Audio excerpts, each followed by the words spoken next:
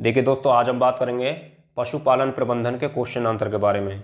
और आज के अपने टॉपिक रहेंगे स्वच्छ दुग्ध उत्पादन, दूध दोहन एवं दूध सुखाने की विधियां, खीस, डेयरी गाय के काल एवं अंतराल। अब इन टॉपिक से जितने भी अच्छे अच्छे क्वेश्चन आंसर बनते हैं उन सभी को इस वीडियो में कंप्लीट करेंगे, ठीक है। तो वीडियो को पूरा देखना। देखिए पहला क्वेश्चन है इसमें, पार्श्वीकृत दूध का स्टैंडर्ड प्लेट काउंट प्रति मिलीलीटर से ज़्यादा नहीं होना चाहिए। देखिए स्टैंडर्ड प्लेट काउंट का मतलब होता है यानी कि दूध में जीवाणुओं की संख्या, ठीक है। तो वो 30,000 से ज़्यादा नहीं होना चाहिए। तो राइट आंसर क्या हो जाएगा? ए हो जाएगा। देखिए दूसरा क्वेश्चन है, स्वच्छ दूध के बारे में सत्य कथन नहीं है। तो देखिए यह स्वस्थ पशु के थनों से निकाला गया दूध होता है जो गंदगी, धूल आदि से मुक्त होता है, ये तो सही है, ठीक है। इसका सामान्य संगठन होता है तथा इसका स्वाद प्राकृतिक होता है, ये भी सही है। इसका सोमेटिक सेल काउंट उच्च होता है। देखिए सोमेटिक सेल काउंट उच्च नहीं होता है, उच्च होगा तो वो दूध खराब होगा, ठीक है। तो राइट आंसर क्या हो जाएगा? सी हो जाएगा। देखिए तीसरा क्वेश्चन है, स्वच्छ दुग्ध उत्पादन के बारे में सत्य कथन नहीं है, यानी कि सूखे हाथों से दूध दोहन करना चाहिए, बिल्कुल सही है। छोटे मुंह वाली बाल्टी से दूध दोहन करना चाहिए, ये भी सही है। दूध निकालने के तुरंत बाद दूध को छानकर 4 डिग्री सेंटीग्रेड तक ठंडा करना चाहिए, ये भी सही है। दूध निकालने से तुरंत पहले गाय को सूखी घास खिलानी चाहिए। अब दूध निकालने का सूखी घास से कोई मतलब नहीं है, तो राइट आंसर क्या हो जाएगा अपना? डी हो जाएगा, ठीक है। ये गलत है। चौथा क्वेश्चन है, प्रति मिलीलीटर दूध का स्टैंडर्ड प्लेट काउंट यदि 2 लाख से कम है तो दूध की गुणवत्ता होती है, कैसी होती है? बहुत अच्छी होती है, ध्यान रखना। 2 लाख से अगर कम है क्या स्टैंडर्ड प्लेट काउंट, तो दूध की गुणवत्ता कैसी होगी? बहुत अच्छी होगी, ठीक है। तो राइट आंसर क्या हो जाएगा? ए हो जाएगा। देखिए पांचवा क्वेश्चन है, शुरुआती दूध की धारों को बचे हुए दूध में नहीं मिलाना चाहिए, क्यों? यानी कि शुरुआत में जो दूध की धार होती है ना, उनको लास्ट वाले दूध में नहीं मिलाना चाहिए। क्यों नहीं मिलाना चाहिए? देखिए यानी कि शुरुआती धारों में जीवाणु की संख्या सबसे ज़्यादा होती है, बिल्कुल सही है, ठीक है। यानी कि जो शुरुआती धार होती है ना, उनमें बैक्टीरिया की संख्या ज़्यादा होती है, तो इसलिए उसको अलग निकाल लेना चाहिए भैया, ठीक है। देखिए छठवां क्वेश्चन है, थनैला की प्रारंभिक अवस्था की जांच के लिए स्ट्रिप कप टेस्ट करते समय स्ट्रिप कप में दूध की धारों को डालना चाहिए। बताओ कौन सी धारों को डालना चाहिए, शुरुआती या मध्यम या अंतिम? अरे भैया जो बैक्टीरिया की संख्या होती है ना दूध में, दूध की धारों में, वो शुरुआती धारों में होती है ना, तो शुरुआती को लेंगे ना हम। तो राइट आंसर क्या होगा? ए होगा, ठीक है, समझिए आप। देखिए सातवां क्वेश्चन है, दूध धोने वाली बाल्टी का मुंह होना चाहिए, कैसा होना चाहिए? काला होना चाहिए या गोरा होना चाहिए या कैसा होना चाहिए, सावला होना चाहिए, बताओ। तो देखिए दूध धोने वाली जो बाल्टी होती है ना, उसका मुंह कैसा होना चाहिए? छोटा होना चाहिए, ताकि उसमें धूल, मिट्टी, कण, गंदगी, ठीक है, वो कम से कम जाएं। देखिए अगला क्वेश्चन है, दूध दोहन करने तथा जीवाणुओं की वृद्धि की जांच का समय अंतराल होता है। दूध दोहन करने तथा जीवाणुओं की वृद्धि के बीच का समय अंतराल कितना होता है? तो वो होता है 3 से 4 घंटे। यानी कि कहने का मतलब यह है कि जब हम दूध दोहन करते हैं ना, तो 3 से 4 घंटे के 4 घंटे तक तो ठीक है, उसके बाद उसमें क्या है, बैक्टीरिया के ज़्यादा पनपने की संभावना हो जाती है, ठीक है। देखिए नवा क्वेश्चन है भाई, गाय के थनों से दूध निकालने से पहले प्याज, बंद गोभी और शलजम आदि सब्जियां खिलाने से दूध पर क्या असर पड़ता है? दूध का स्वाद सामान्य रहता है? नहीं, दूध का स्वाद बिगड़ जाता है, ठीक है। दूध का क्या होता है? स्वाद बिगड़ जाता है। तो आंसर क्या हो जाएगा? बी हो जाएगा, ठीक है। देखिए अगला क्वेश्चन है, दूध दोहन से पहले एवं दूध दोहन के बाद में अयन व थनों को % पोटेशियम परमैंगनेट यानी कि लाल दवा के द्वारा स्पंज से साफ करना चाहिए। कितनी % लाल दवा लेते हैं? 1%। कितना? 1% लाल दवा से साफ करना चाहिए। देखिए 11वां क्वेश्चन है कि दूध दोहन के बाद प्रत्येक थन को एंटीसेप्टिक घोल में डुबोना चाहिए। किसके एंटीसेप्टिक घोल में डुबोना चाहिए, बताओ? आयोडीन, क्लोरीन, लाल दवा, हाइपोक्लोराइट, बताइए। हाइपोक्लोराइट तो वैसे भी डिसइंफेक्टेंट है, तो इनमें से आंसर क्या आएगा? ए आएगा, ठीक है।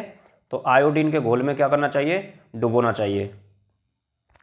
देखिए 12वां क्वेश्चन है, दूध दोहन के तुरंत बाद पशु को चारा देकर 30 मिनट तक खड़ी अवस्था में रखना चाहिए ताकि बीमारी की संभावना से जानवर को बचाया जा सके। कौन सी बीमारी की संभावना से बचाया जा सके बताओ।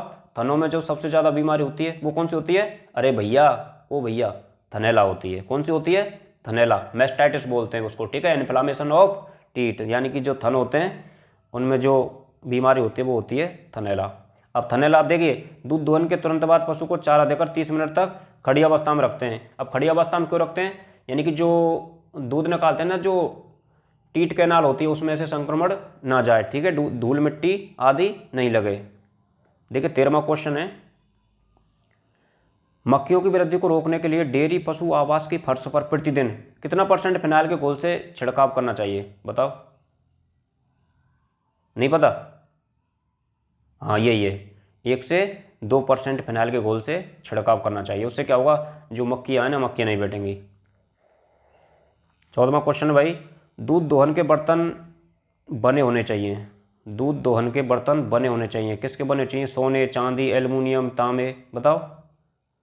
तो वो होने चाहिए एल्यूमिनियम और स्टील के, ठीक है। देखिए 15वां क्वेश्चन है, बछड़े को शरीर के वजन का कितना % खीस पिलाते हैं और कितने दिन तक पिलाते हैं? देखिए खीस होता है वो लगभग 3 दिन तक ही होता है। गाढ़ा पीले रंग का जो दूध होता है वो 3 दिन तक होता है। और हम बात करें किसकी, तो कितना पिलाते हैं? शरीर के वजन का 10% पिलाते हैं। तो आंसर हो जाएगा ये, यानी कि 10% और 3 दिन तक, ठीक है। ये भैया पूछा गया क्वेश्चन है, वेटनरी ऑफिसर 2019 में जो एग्जाम हुआ था उसमें आया है। अगला क्वेश्चन है कि डेयरी गाय का दुग्धकाल एवं प्रसव अंतराल क्रम से होता है। तो दुग्धकाल कितना होता है? दुग्धकाल होता है 10 माह, प्रसव अंतराल 12 माह। कैसे होगा प्रसव अंतराल 12 माह, कैसे होगा बताओ? यानी कि दुग्धकाल प्लस ड्राई काल, ड्राई पीरियड, तो 10 और 2 12 हो जाएगा 12 माह। अगला क्वेश्चन है, डेयरी गाय का शुष्क काल यानी कि ड्राई पीरियड होता है। ड्राई पीरियड का मतलब समझते हो? उस टाइम पर पशु दूध नहीं देता है, ठीक है, तो वो होता है 2 माह। 2 माह के लिए हम रेस्ट देते हैं ताकि जो अयन होता है ना, अडर, उसको रिलैक्स मिल सके, आराम मिल सके। इससे क्या होता है, पशु अगले ब्यात में फिर अच्छा दूध देता है। 18वां क्वेश्चन है कि गाय में समागम का समय, सर्विस टाइम होता है, वो कब होता है भैया? कब करवाते हैं? याई प्रसव के 85 दिन बाद करवाते हैं, ठीक है, यानी कि 3 महीने बाद। देखिए गाय के किसी भी ब्यात में सबसे ज़्यादा दुग्ध उत्पादन किस समय होता है?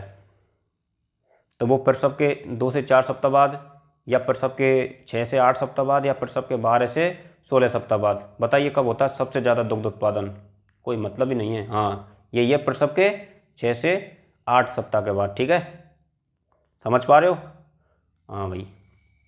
देखिए 20वां क्वेश्चन है, दूध दोहन के बारे में असत्य कथन है। पूर्ण हस्तविधि सबसे अच्छी विधि है, वो तो है ही है, सही है। दूध दोहन के समय कुछ दूध अयन में छोड़ देना चाहिए। क्यों छोड़ देना चाहिए? कुछ फ्री का रहा है दूध, नहीं छोड़ना चाहिए। गाय में दूध दोहन 5 से 7 मिनट में पूर्ण कर लेना चाहिए, सही है। अंगूठा विधि सबसे खराब विधि है, ये भी सही है। आंसर क्या जाएगा? बी, दूध दोहन के समय कुछ दूध अयन में छोड़ देना चाहिए, नहीं छोड़ना चाहिए भाई। क्यों? इससे क्या होता है कि मतलब पशु का जो दुग्ध उत्पादन होता है ना वो कम होता है।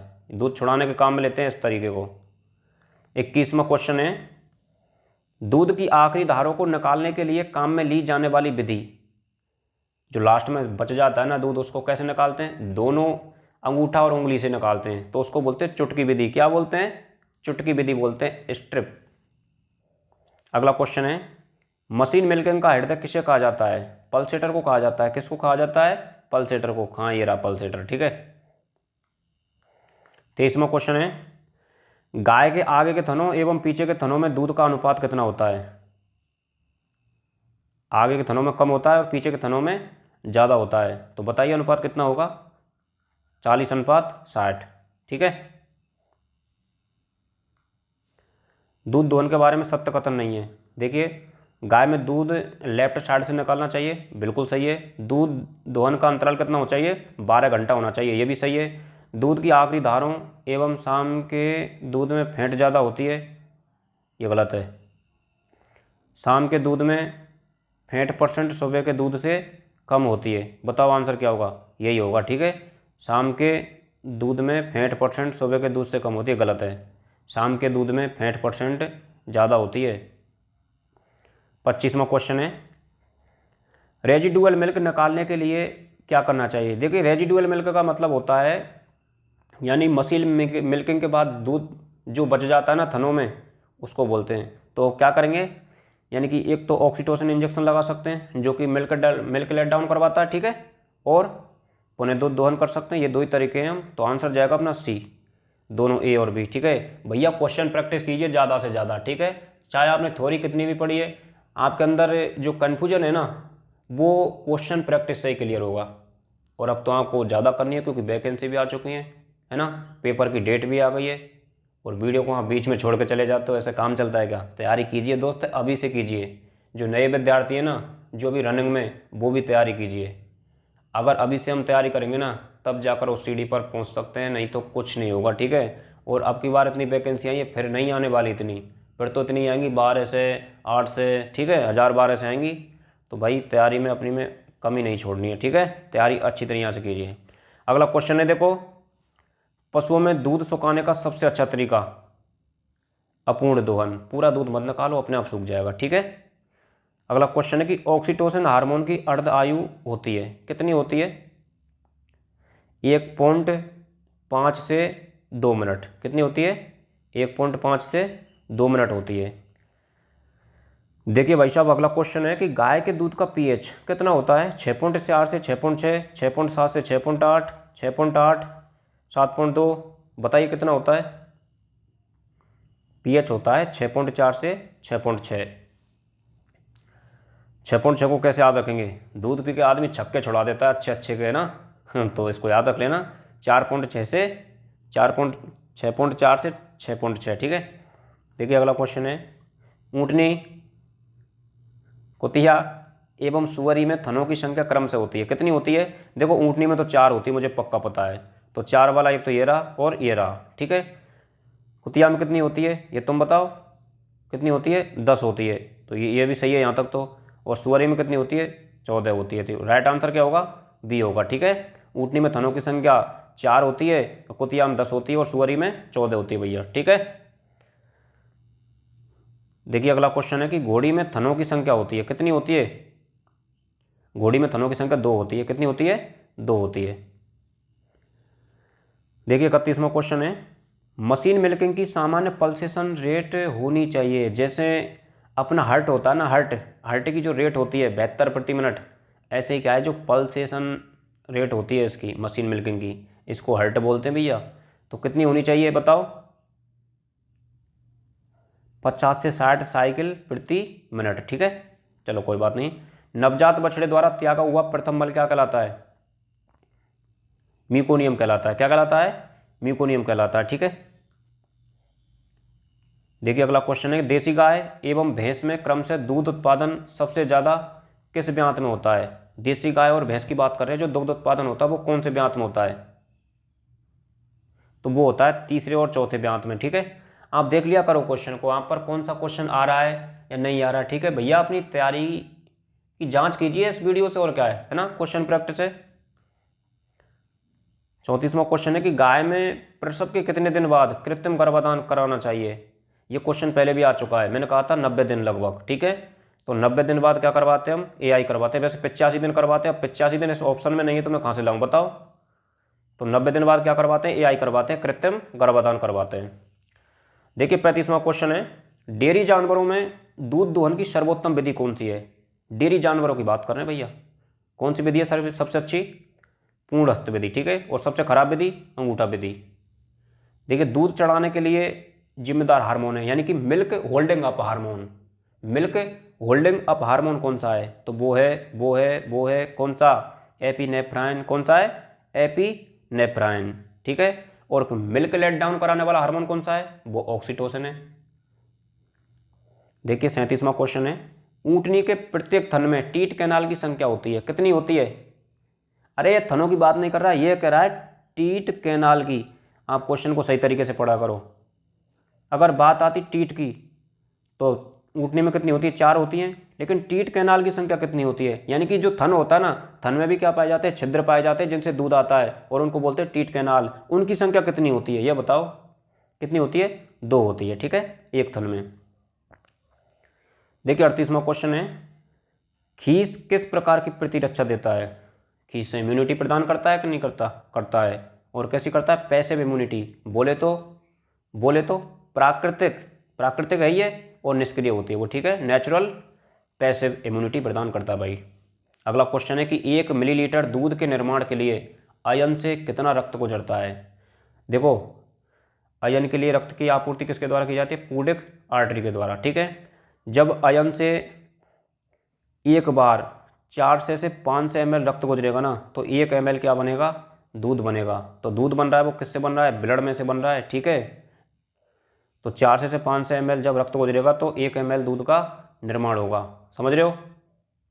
ठीक है। देखिए अगला क्वेश्चन है, गाय भैंस से दूध दोहन की सबसे स्वच्छ एवं सबसे अच्छी विधि है? सबसे स्वच्छ एवं, बहुत अच्छा क्वेश्चन है भाई, बताओ।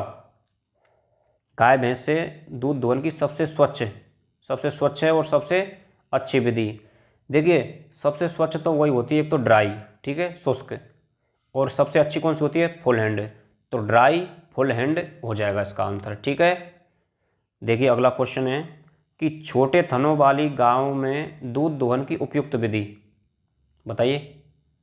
स्ट्रिपिंग या ड्राई फुल हैंड या वेट फुल हैंड या नुकलिंग, बताओ कौन सी विधि सबसे अच्छी है छोटे थनों वाली गायों में? यही है स्ट्रिपिंग, ठीक है। स्ट्रिपिंग को हम जो छोटे थन होते हैं और जो भेड़ बकरी होती है, ठीक है, उनमें काम में लेते हैं। और कब काम में लेते हैं? यानी मशीन मिल्किंग के बाद में जो थनों में शेष दूध रह जाता है ना, उसको निकालने के लिए काम में लेते हैं। अगला क्वेश्चन है कि विदेशी गाय में सबसे ज़्यादा दुग्ध उत्पादन कौन से ब्यात में होता है? 5वें ब्यात में होता है, ठीक है। 43वां क्वेश्चन, भारत में गाय भैंस में दूध दोहन की सबसे ज़्यादा काम में ली जाने वाली विधि कौन सी है? भारत की बात कर रहे हैं और किसकी बात कर रहे हैं? गाय भैंस में सबसे ज़्यादा विधि कौन सी काम में लेते हैं? बताओ। देखो, गीले हाथों से तो भैया क्या करेंगे? दूध निकालेंगे, ठीक है, और अंगूठा विधि को काम में लेंगे। जो सबसे खराब विधि है ना, उसको भारत में सबसे ज़्यादा काम में लेते हैं। ये भारत की रीत है अपनी। जबकि कैसे करना चाहिए? सूखे हाथों से करना चाहिए और पूर्ण हस्तविधि के द्वारा दूध दोहन करना चाहिए, यह सबसे अच्छी विधि होती है। लेकिन भारत में सबसे ज़्यादा काम में इसको लेते हैं। गीले हाथों से तो दूध निकालेंगे और अंगूठा विधि काम में लेंगे, जो बेटा क्या तो गांठ बन जाए थनों में, है ना, ऐसा काम करते हैं, नहीं करना चाहिए। गाय की खीस में विटामिन ए की मात्रा सामान्य दूध की तुलना में कितने गुना ज़्यादा होती है? बताइए। 5 गुना ज़्यादा होती है, 8 गुना, 12 गुना या 10 गुना? 10 गुना ज़्यादा होती है। यानी कि जो नॉर्मल दूध होता है ना, उसकी तुलना में खीस में जो विटामिन ए की मात्रा होती है वो 10 गुना ज़्यादा होती है। भाई खीस में तो सब कुछ ही ज़्यादा होता है, तभी तो उसका नाम क्या है? खीस। देखिए, बछड़ी में अतिरिक्त थनों को किस उम्र पर हटाया जाता है? बछड़ी में जो एक्स्ट्रा थन आ जाते हैं उनको कब हटाते हैं? 1 से 2 माह की उम्र पर, ठीक है। अगला क्वेश्चन है, बछड़े को खीस किस दर से पिलाते हैं? बताइए, ये तो रिपीट क्वेश्चन है। बछड़े को जो खीस पिलाते हैं वो किस दर से पिलाते हैं? 100 ml प्रति केजी बॉडी वेट के हिसाब से पिलाते हैं और शरीर के वजन का 10% देते हैं। आप भूल गए इसको, है ना, अभी आया था। तो 100 ml प्रति केजी बॉडी वेट के हिसाब से पिलाते हैं। देखिए 47वां क्वेश्चन है, अयन में दूध का निर्माण कहाँ पर होता है? अयन में दूध का निर्माण कहाँ पर होता है? किस में होता है? एल्वियोलाई में होता है, ठीक है। एल्वियोलाई में होता है। एल्वियोलाई के ऊपर क्या पाई जाती है? मायो एपिथेलियल सेल्स पाई जाती हैं। मायो एपिथेलियल सेल्स में ऑक्सीटोसिन क्या करवाता है? संकुचन करवाता है, तब इसमें से दूध निकल के आता है, ठीक है ना। 48वां क्वेश्चन है कि बछड़े में जन्म के बाद नेवल कोड के उपचार में काम में लिए जाने वाला कीटाणुनाशक है, तो क्या काम में लेते हैं? नेवल कोड के उपचार में जो हम केमिकल काम में लेते हैं वो कौन सा लेते हैं? वो लेते हैं 30% टिंचर आयोडीन, ठीक है, ये काम में लेते हैं। देखिए अगला क्वेश्चन है, LT पाश्चुरीकरण के लिए तापमान समय होता है। LT का मतलब क्या है? देखिए, लॉन्ग टाइम, है ना। क्या मतलब है इसका? Long time. तो बताइए इसका आंसर क्या होगा? इसका आंसर होगा 63 डिग्री सेंटीग्रेड 30 मिनट के लिए, ठीक है। 63 डिग्री सेंटीग्रेड 30 मिनट के लिए। 50वां क्वेश्चन है HTST पार्श्वीकरण के लिए तापमान समय होता है, यानी कि हाई टेम्परेचर और शॉर्ट टाइम। इसका मतलब क्या है? High temperature short time. पार्श्वीकरण के लिए तापमान समय होता है, कितना होता है? तो वो होता है 72 डिग्री सेंटीग्रेड 15 सेकंड के लिए। शॉर्ट टाइम है ना, हाई टेम्परेचर है, और इसमें लॉन्ग टेम्परेचर है, ठीक है, और शॉर्ट टाइम होना चाहिए। हाँ सॉरी, देखिए इसका मतलब है लॉन्ग टाइम लॉन्ग टेम्परेचर, ठीक है, लॉन्ग टाइम और लॉन्ग टेम्परेचर। देखिए इसमें 63 डिग्री सेंटीग्रेड काम लेते हैं और 30 मिनट के लिए काम लेते हैं, इसमें 72 डिग्री सेंटीग्रेड 15 सेकंड के लिए। तो ध्यान रखना ये दोनों क्वेश्चन, ठीक है। देखिए क्या नंबर क्वेश्चन है, दूध का सबसे स्थिर एवं सबसे ज़्यादा परिवर्तनशील संघटक कौन सा है? बताओ। लैक्टोज और फैट, ठीक है, ये दूध का परिवर्तनशील संघटक है, ध्यान रखना है आपको। देखिए अगला क्वेश्चन है, गाय का दूध पीला एवं भैंस का दूध सफ़ेद किसकी वजह से होता है भैया? देखिए गाय का जो पीला दूध होता है वो होता है किसकी वजह से? कैरोटीन की वजह से। किसकी वजह से? कैरोटीन की वजह से। और भैंस का जो दूध होता है वो सफ़ेद होता है, वो होता है कैसीन प्रोटीन की वजह से, ठीक है। तो आंसर क्या हो जाएगा? सी हो जाएगा। देखिए 53वां क्वेश्चन है, नवजात बछड़े को निष्क्रिय प्रतिरक्षा यानी कि जो पैसिव इम्यूनिटी देने के लिए खीस पिलाने की उचित समय सीमा होती है। मतलब खीस पिलाते हैं ना, वो कब तक पिलाते हैं? यानी कि जन्म के 15 से 30 मिनट के अंदर भैया पिला देना चाहिए। क्यों? क्योंकि उस टाइम पर जो इम्यूनिटी होती है ना, ब्लड में एब्जॉर्ब हो जाती है, समझ पा रहे हो, ब्लड में अवशोषित हो जाती है। तो जन्म के 15 से 30 मिनट के अंदर अंदर खीस पिला देना चाहिए, ठीक है, तब तो उसका कोई फायदा है, नहीं तो कोई फायदा नहीं है, फिर तो पेट भरेगा उससे। देखिए 54वां क्वेश्चन है, खीस में पाई जाने वाली एंटीबॉडी यानी कि गामा ग्लोबुलिन के अवशोषण के लिए बछड़े की आंत की पारगम्यता सबसे ज़्यादा कब देखने को मिलती है? बिल्कुल नया क्वेश्चन है दोस्तों, इसका आंसर बताइए आप। दोबारा पढ़ लीजिए, खीस में पाई जाने वाली एंटीबॉडी, और कौन सी पाई जाती है? गामा ग्लोबुलिन पाई जाती है। इसके अवशोषण के लिए बछड़े की आंत की पारगम्यता सबसे ज़्यादा कब देखने को मिलती है? बताइए। तो वो देखने को मिलती है जन्म के 1 से 2 घंटे के दौरान। तभी तो हमको खीस कब पिलाना चाहिए? 1 घंटे से पहले पहले पिलाना चाहिए। इससे क्या है, वो डायरेक्ट मतलब जल्दी अवशोषित हो जाती है एंटीबॉडी, ठीक है भैया। देखिए अगला क्वेश्चन है, यदि खीस में पाई जाने वाली एंटीबॉडी गामा ग्लोबुलिन अवशोषित होने से पहले पेप्टाइड या अमीनो अम्लों में टूट जाती है तो क्या देखने को मिलता है? बताइए क्या देखने को मिलता है? यानी कि वे बछड़े को तत्काल ऊर्जा प्रदान करते हैं, वे अमीनो एसिड के सामान्य पूल में प्रवेश करते हैं और निष्क्रिय प्रतिरक्षा देने की प्रभावशीलता को खो देते हैं, वे बछड़े की हड्डियों को मजबूती प्रदान करते हैं, वे बछड़े की पाचन शक्ति को बढ़ाते हैं। तो आंसर क्या जाएगा इसका? आंसर जाएगा बी, यानी कि वे अमीनो एसिड के सामान्य पूल में प्रवेश करते हैं और निष्क्रिय प्रतिरक्षा देने की प्रभावशीलता को खो देते हैं, क्योंकि उससे हमें क्या होती है? निष्क्रिय प्रतिरक्षा प्राप्त होती है, किससे? खीस से, ठीक है। तो आंसर क्या हो जाएगा? बी हो जाएगा। देखिए 56वां क्वेश्चन है, बछड़े को खीस की प्रथम खुराक कब पिलानी चाहिए? तो ये तो हम पहले भी बात कर चुके हैं, यानी कि जन्म के 15 से 30 मिनट के भीतर एवं जन्म के 10 से 12 घंटे के भीतर। बताइए आंसर क्या होगा? यही होगा, ठीक है।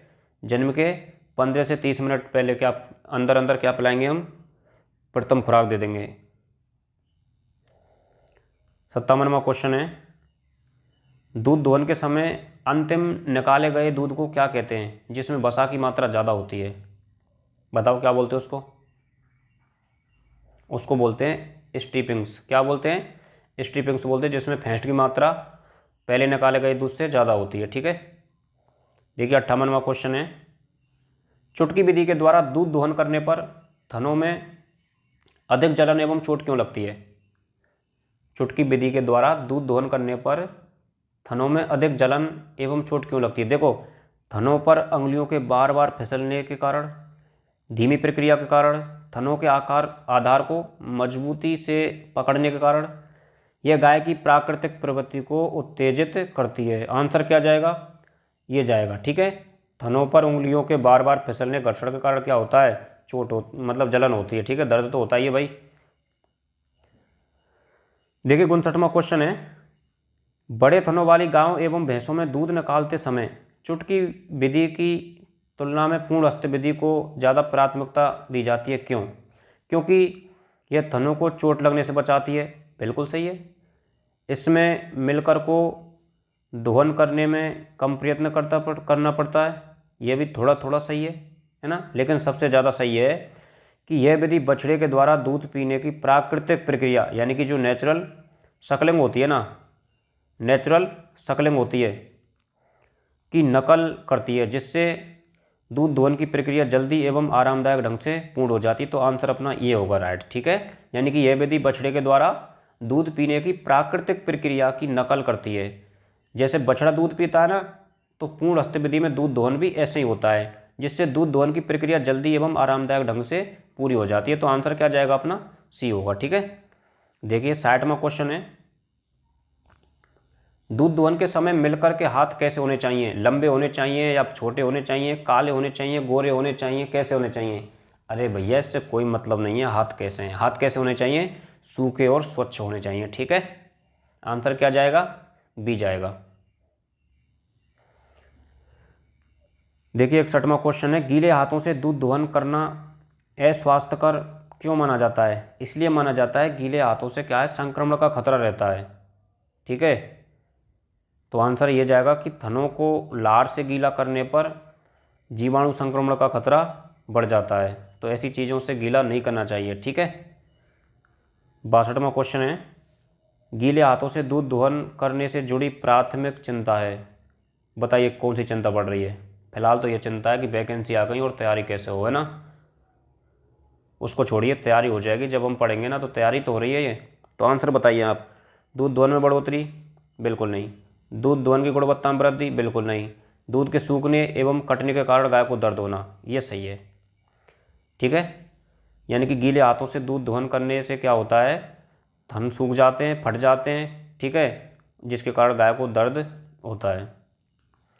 देखिए 63वां क्वेश्चन है, आयन पर ऑक्सीटोसिन क्या कार्य करता है? ये मैं पहले भी बता चुका हूँ और फिर बता रहा हूँ। देखो, जो एल्वोलाई होती है उनमें दूध होता है, दूध बनता है, तो एल्वोलाई के चारों ओर क्या पाई जाती है, मायोएपिथेलियम सेल्स पाई जाती हैं। उनमें संकुचन करवाता है कौन, ऑक्सीटोसिन हार्मोन। तो आंसर क्या जाएगा, ये तो सही है एक तो। ठीक है, और लार्ज डक्ट एवं सेस्टर्न की चिकनी मांसपेशियों में क्या होता है, संकुचन होता है, यह भी सही है। तो आंसर गलत बात है आपकी, ये सही नहीं है।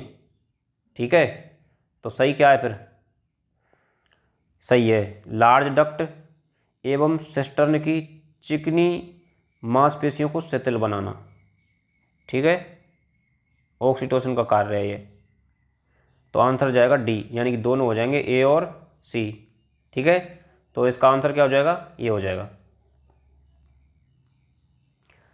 देखिए भाई 64वां क्वेश्चन है, मिल्क इंजेक्शन रिफ्लेक्स को बाधित करने वाला हार्मोन है। मिल्क इंजेक्शन रिफ्लेक्स को कौन सा हार्मोन बाधित करता है? एपिनेफ्राइन करता है, कौन करता है, हैं? यही करता है एपिनेफ्राइन। इसको बोलते हैं मिल्क होल्डिंग अप हार्मोन। ठीक है, देखिए 65वां क्वेश्चन है, दूध दोहन के समय कौन सी स्थिति मिल्क इंजेक्शन को रोक सकती है? बताइए, दूध दोहन के समय कौन सी स्थिति मिल्क इंजेक्शन को रोक सकती है? डर, दर्द, भावनात्मक गड़बड़ी, अयन को ज़्यादा ठंडे पानी से धोना।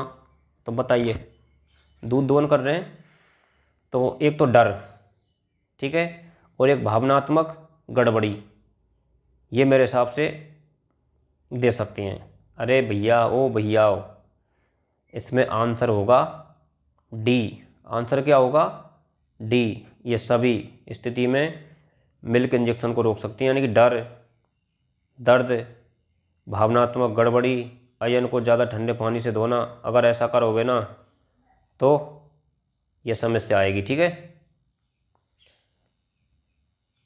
अगला क्वेश्चन है, गाय के रक्त में ऑक्सीटोसिन का प्रभावी स्तर कितने समय तक रहता है?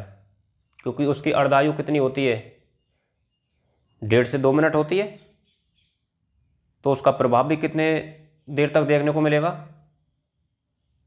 6 से 8 मिनट तक। ठीक है, 6 से 8 मिनट तक। देखिए 67वां क्वेश्चन है, दूध दोहन के दौरान इंट्रामेमरी प्रेशर को बनाए रखने का काम कौन सा हार्मोन करता है? तो वो करता है ऑक्सीटोसिन। कौन करता है? ऑक्सीटोसिन करता है। ठीक है,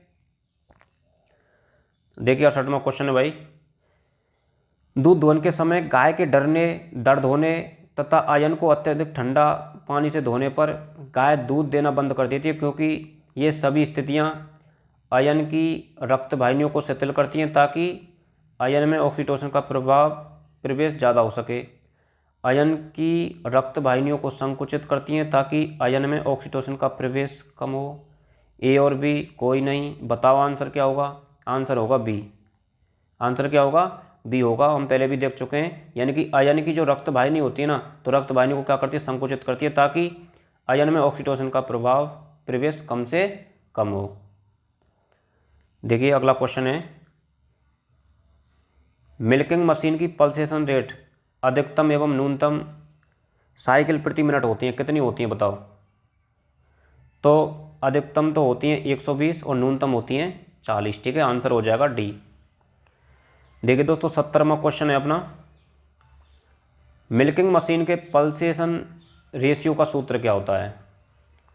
तो सूत्र होता है, देखो, एक तो एक्सपेंशन टाइम है ना, और बटे कोलैप्स टाइम। आंसर ये हो जाएगा। ठीक है, ये नहीं करना है।